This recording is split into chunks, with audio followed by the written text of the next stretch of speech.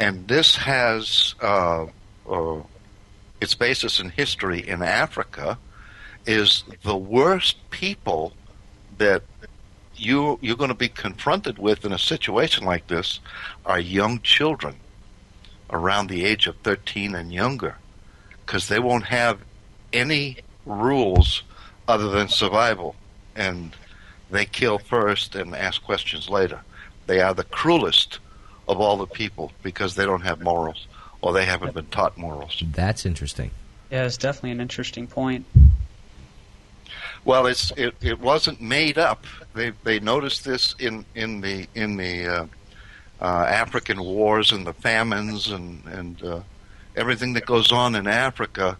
This is a microcosm of what will go on in serious disasters in the rest of the world. And then you have the story like Lord of the Flies, you know, where you have well-educated young people, yeah, and then they kind of just part ways. Yeah, they part ways. The one will be the peacenik, and the other one will be the military organization. But unless they work together, they'll get nothing done, and they'll start fighting each other. Exactly. And they have to have their symbols, like the head of the pig is a big symbol, and the conch. Mm-hmm. Whoever has the conch is the leader. So it's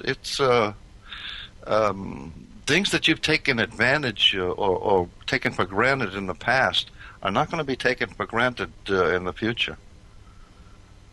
Exactly. Yeah, you know, I can hardly fathom a group of children attacking a group of adults and being able to overcome them. But, you know, anything's possible when people end up going crazy. Well, if the children are armed with machetes or knives, and they attack in large numbers, and they're fleet-footed. I mean, they're quick and vicious. You know, adults are not going to have much defense against them because they have the morals that you're not supposed to touch a kid. Right. But that's also part of what our instincts to show us that our survival instincts is one of the strongest instincts we have. You know, my thought process has been to stockpile food even away from my home. You know, find a remote area that I know I can get to readily and dig a hole in the ground and put a supply of food there, but not just one or two places, but several places. So at some point or another, if I have to bug out, like if there's a rampant group of children coming after me, you know, I'm not enthused about shooting children. So my first instinct would be to run. And having something away from where your home is probably an optimal way of handling something like that. That's interesting. I was actually thinking about that the other day, about if I were to do something like that, digging, you know, little holes in the ground somewhere where it's about every 50 miles, you know, a couple feet down, something that's, you know, going to be there if in the worst case scenario and there's just nothing, you at least have some kind of location where you have something like an MRE, you know, even bottles of water, whatever. You know, and even ahead. Ammunition. Right, just planning ahead. Yeah, because the only thing that you have to worry about in that respect is finding a way to waterproof it, because the ground temperature will take care of it in that respect. Exactly. But that's what I've put together. I put a fire source, some water, some food, and some ammunition. You know, ammunition primarily for a revolver over and above a rifle, because who knows what's going to happen with a rifle at that point. You know, I've lost many a rifle in conflict, so I kind of rely on having revolver ammunition over and above rifle ammunition.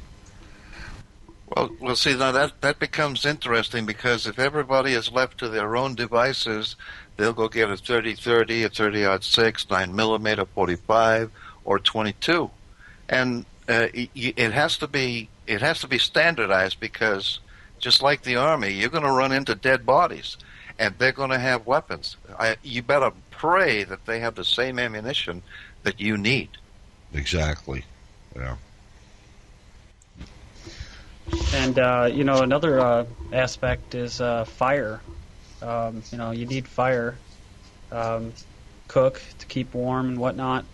And another item that I've picked up, just kind of envisioning our future here, and hopefully it doesn't come to it, but if it does, that's something that you're going to want. And you can have your Bic, your Zippo, but eventually you're going to run out of fluid. And there's primitive ways you can do it with the stick and that. And but there's little items now like the flint. You can buy them; they're relatively cheap, around $10, and has the striker and the flint, and gets enough spark to where you can get your fire going. And it's waterproof, obviously. Actually, I think one of the survival items that is almost a necessity is a magnifying glass. Or that, yeah. Yeah, That that's true. I mean, you do need a source of light for that, but I tell you, I'm not a spring chicken, so if I lose my glasses, I'm going to need a magnifying glass to just read directions. Right.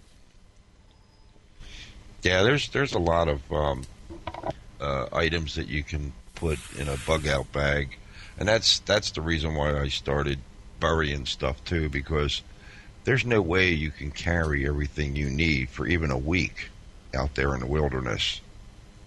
If you're leaving your home in a matter of moments, just grabbing one bag is not going to cut it, and you aren't going to be able to haul a whole heck of a lot of things with you. So it's a good idea to put various items in the ground, not real far away, but far enough away that you can get away from your pursuers and be able to get to it reasonably. Well, one of the things with I don't know if you know this or not, but this was on that After Armageddon special, the survival pack that you keep in the basement or in the attic just in case you have to leave. That's also called a good bag. Good meaning get out of Dodge bag. Right. Yeah, but I mean, I don't know, anybody seen the movie Red Dawn? Oh yeah. Yeah. It's classic. Do you remember how nobody was prepared for what was coming down? Right. And those boys went to the one father's gas station or whatever it was and stockpiled all that stuff. Do you remember how much they had on the back of that truck before they went into the mountains? Mm-hmm. Just And enough it for a was couple only people, a matter right? of a week before all that was gone. Right. But there was like 7 of them, right? Yeah, I think 6 or 7 of Yeah. them. Yeah. But that was like that's what hit me in the head. That's what struck home when I seen that. How One of the fast things they ran that you out of might that not food. have considered is that when a disaster happens, like major disaster, like Katrina or something else, the certain people will lose their lives because other people are jealous of them.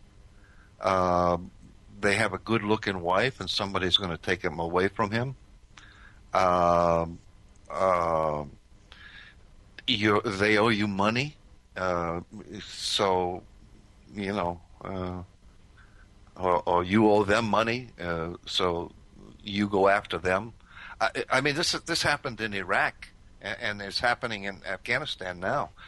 When you have a local emergency, like a war or something, there are always personal reasons why other people take other people's lives. And they eliminate competition. They eliminate frustration. And, then they deal with eating and drinking. Mm-hmm. This is all going to be new ground. I mean, there are people that are not going to be prepared for this kind of thing.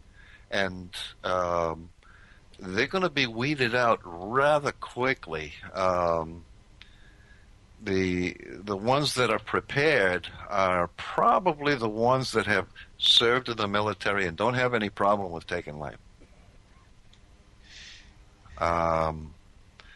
There'll be people that